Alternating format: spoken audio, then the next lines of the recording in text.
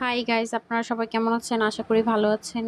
আমাদের first driving experience খুব ভালো ছিল, খুব ভালো লেগেছে।